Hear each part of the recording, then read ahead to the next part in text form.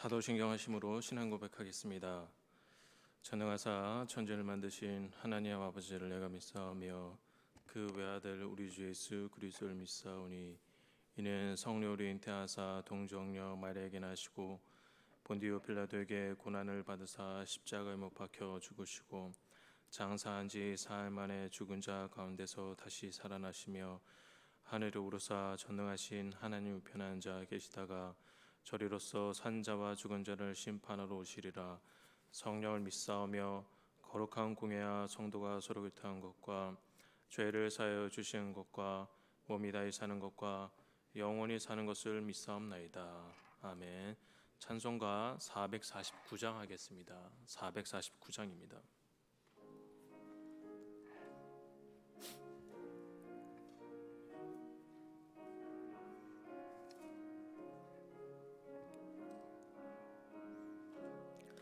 예수 따라가며 복음 순종하며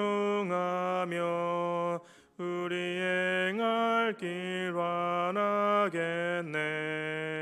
주를 의지하며 순종하는 자를 주가 늘 함께 하시리라.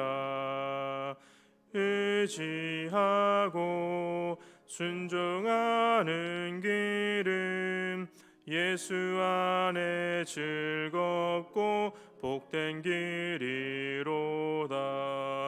해를 당하거나 우리 고생할 때 주가 위로해 주시겠네. 주를 의지하며 순종하는 자는 주가 안위해 주시리라. 의지하고 순종하는 길은 예수 안에 즐겁고 복된 길이로다. 남의 짐을 지고 슬픔 위로하면 주가 상급을 주시겠네. 주를 의지하며 순종하는 자를 항상 복 내려 주시리라. 의지하고 순종하는 길은 예수 안에 즐겁고 복된 길이로다. 우리 받은 것을 주께 다 드리며 우리 기쁨이 넘치겠네. 주를 의지하며 순종하는 자를 은혜 풍성케 하시리라. 의지하고 순종하는 길은 예수 안에 즐겁고 복된 길이로다. 주를 힘입어서 말씀 잘 배우고 주를 모시고 살아가세. 주를 의지하며 항상 순종하면 주가 사랑해 주시리라. 의지하고 순종하는 길을 예수 안에 즐겁고 복된 길이로다. 하나님의 말씀은 로마서 11장 16절에서 18절입니다. 로마서 11장 16절에서 18절입니다.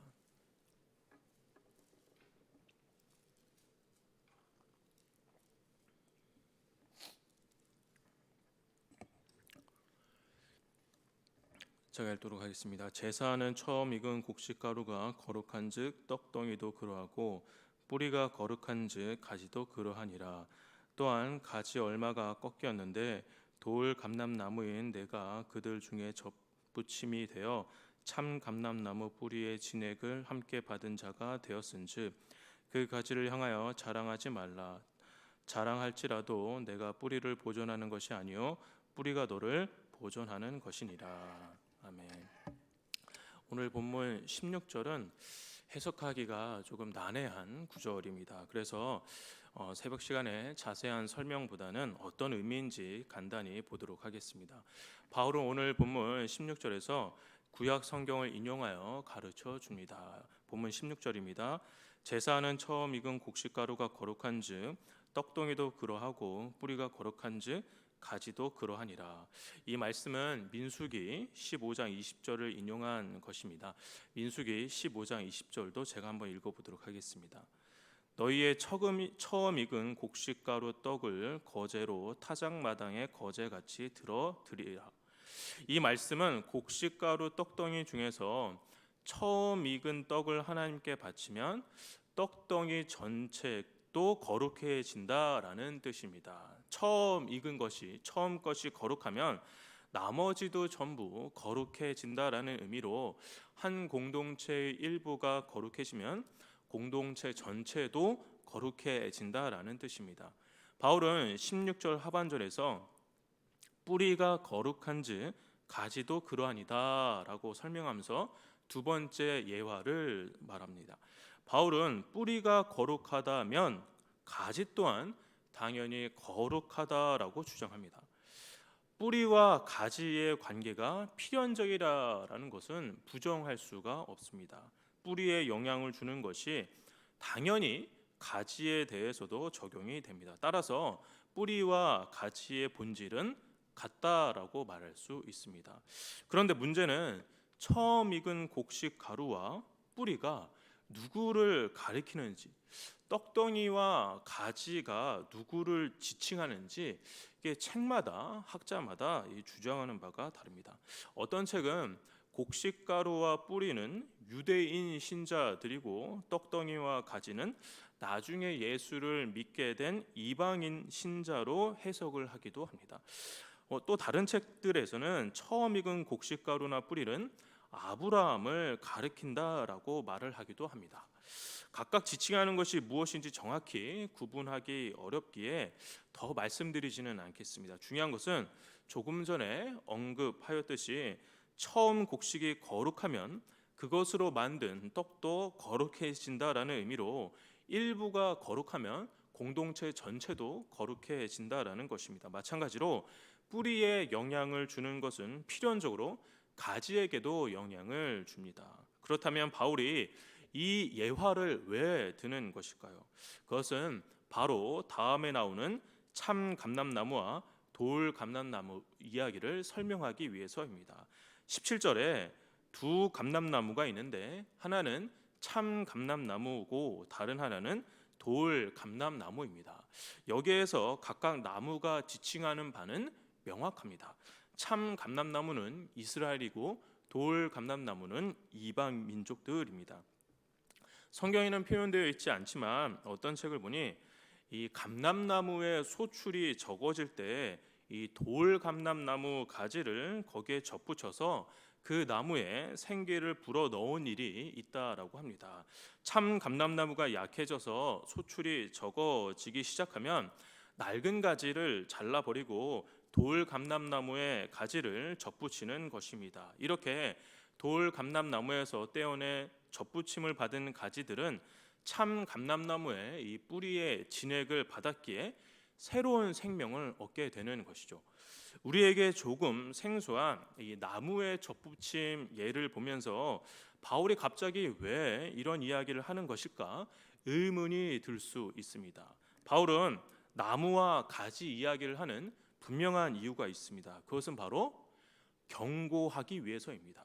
18절입니다. 한번 다 같이 한번 읽어보실까요? 시작. 그 가지들을 향하여 자랑하지 말라. 자랑할지라도 내가 뿌리를 보존하는 것이 아니요 뿌리가 너를 보존하는 것이니라. 접붙임 받은 이방인 이 돌 감람나무에 대해서 경고하고 있는 것입니다. 예수 그리스도를 믿는 이방 신자들이 복음을 거부한 유대인들을 얕잡아 보는 유혹에 빠지지 말 것을 이야기하고 있습니다. 16절에 설명할 때 잠깐 말씀드렸지만 뿌리와 가지는 이 불가분의 관계입니다. 하나님께서 택하신 유대인들을 우리는 따라서 무시할 수가 없습니다. 그 뿌리에서 역사가 발전된 것이기 때문입니다. 우리는 참 감람나무에 접붙여 그 뿌리에 진액을 받게 된 자인 것입니다. 따라서 접붙임을 받은 돌 감람나무의 가지들은 꺾임을 당한 이스라엘의 가지들을 향하여 업신 여겨서는 안 될 것입니다. 그리고 더 중요한 것은 접붙임하여 새 생명 주어 좋은 열매를 맺을 수 있게 된 것은 이 돌 감람나무들의 노력과 공로 때문이 아닙니다. 이것을 가능하게 하신 이는 오직 하나님의 주권과 은혜로 말미암아 되어진 일이기 때문입니다. 성문교회 성도 여러분, 저와 여러분이 예수 그리스도를 믿게 된 것은 절대적인 하나님의 은혜 때문이라는 것을 부정할 수가 없습니다. 하나님께서 저와 여러분에게 새 생명을 주시기 위해 우리를 접붙임의 역사를 있게 하신 것입니다. 이 일들 속에서 저와 여러분이 접붙임 되게 스스로 노력한 것이 아니라 하나님께서 주권적인 역사를 저와 여러분에게 해주신 것입니다. 이 일들 속에서 저와 여러분이 접붙임 되어 스스로 노력한 것이 아니라 하나님의 은혜로 말미암아 그렇게 된 것입니다. 따라서 18절 상반절 말씀처럼 저와 여러분은 자랑하지 말아야만 합니다. 자랑할 것보다는 오히려 진노와 멸망의 자식들을 하나님의 자녀로 삼아주신 그 은혜에 대해서 겸손함과 감사가 먼저 나와야 합니다.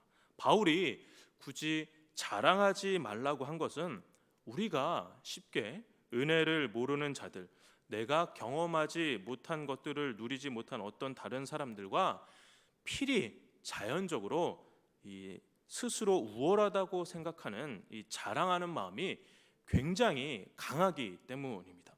저와 여러분이 자랑해야 될 것은 나 스스로가 아니라 내가 가진 어떠한 것이 아니라 저와 여러분이 자랑해야 될 것은 단 하나, 예수 그리스도밖에는 없습니다. 우리를 죄에서 구원하여 주시고 영원한 진노와 멸망을 받아도 충분한 우리들을 의인으로 삼아 주신 그 은혜가 저와 여러분을 지배해야만 합니다. 이 은혜를 잃어버리는 저와 여러분은 언제나 어디서나 이 자랑의 죄악에 빠져 늘 비교하고 늘 평가하고 늘 스스로 우월하다고 교만한 생각에 헤어나올 수 없음을 분명히 명심하시기 바랍니다. 오늘 하루 우리에게 새 생명 주시는 주님을 기억하며 오로지 예수 그리스도만을 자랑하시는 저와 여러분 되시기를 주의 이름으로 축원합니다. 기도하겠습니다. 사랑과 은혜가 충만하신 하나님, 진노와 멸망을 받아도 충분한 저희들을 하나님께서 주의 은혜로 말미암아 자녀 삼아 주셔서 새 생명 주신 은혜 감사합니다. 아버지, 우리가 이 은혜를 잊지 않으며 살아가게 하셔서 매일매일 겸손한 마음으로 살아가는 우리 모든 성문교회 공동체가 될 수 있도록 도와주시옵소서. 감사드렸고 예수님의 이름으로 기도합니다. 아멘. 하늘에 계신 우리 아버지여, 이름이 거룩히 여김을 받으시오며 나라의 힘 없으며 뜻이 하늘에서 이루어진 것 같이 땅에서도 이루어지이다. 오늘날 우리에게 일용할 양식을 주옵시고 우리가 우리에게 죄진 자를 사하여 준 것 같이 우리 죄를 사하여 주옵시고 우리를 시험에 들게 하지 마옵시고 다만 악에서 구하옵소서. 대개 나라와 권세와 영광이 아버지께 영원히 있사옵나이다. 아멘. 들으신 말씀 기억하며 같이 기도하도록 하겠습니다. 첫 번째입니다. 우리를 하나님의 은혜로 말미암아 구원해 주신 구원의 감격을 잊지 않고 살아가게 해달라고 같이 기도하시기 바랍니다. 두 번째입니다. 내 삶을 자랑하는 자가 아닌 오로지 예수 그리스도만을 자랑하는 삶이 되게 해달라고 또한 기도하시기 바랍니다. 코로나 백신 접종이 순조롭게 진행되어 하루속히 집단 면역이 발생하게 해달라고 기도해 주시기 바랍니다. 몸과 마음이 아픈 성도들 주님의 위로하심을 깊이 경험하는 시간 되게 해달라고 다 같이 기도하시고 개인 기도하시고 돌아가도록 하겠습니다. 기도하겠습니다.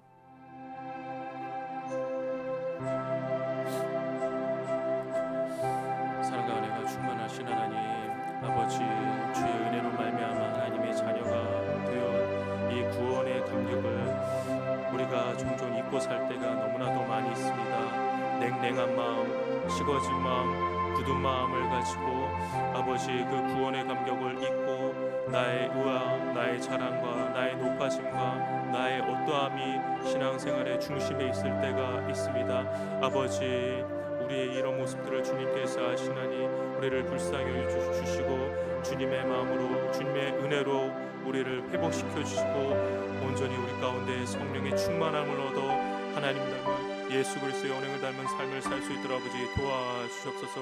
구원의 감격을 잊지 않고 날마다 우리에게 새 생명 주신 주의 은혜를 기억하는 삶을 살게 하여 주옵소서. 아버지, 우리가 자랑하는 삶이 아닌 우리가 우리 스스로 우월하다고 생각하는 삶이 아닌 아버지 주의 은혜로 말미암아 새 생명 얻었고 주님의 은혜로 말미암아 새 생명 얻은 그 감격을 따라서 살아가는 우리가 되게 하여 주옵소서. 우리를 자랑하는 것이 아니라 예수 그리스도를 자랑하는 우리 모두가 될 수 있도록 아버지 도와주시옵소서. 아버지, 코로나가 우리의 삶을 우리의 일상을 저해한 지도 1년이 넘고 이제 거의 2년이 다 되어가고 있습니다. 아버지, 우리 가운데 아버지 지혜를 주셔서 하루속히 백신을 다 맞게 하여 주셔서 집단 면역이 발생되어 자유롭게 우리가 자유롭게 예배를 드리고 자유롭게 일상이 회복되어질 수 있는 아버지 일상의 은혜를 다시 한번 우리 가운데 회복시켜 주시옵소서. 몸과 마음이 아픈 지체들이 있습니다. 아버지, 주님께서 찾아와 주셔서 그 고통의 시간 하나님 인내할 수 있도록 도와주옵시고 그 어려움의 시간 동안 주님을 바라보는 귀한 은혜의 시간 될 수 있도록 아버지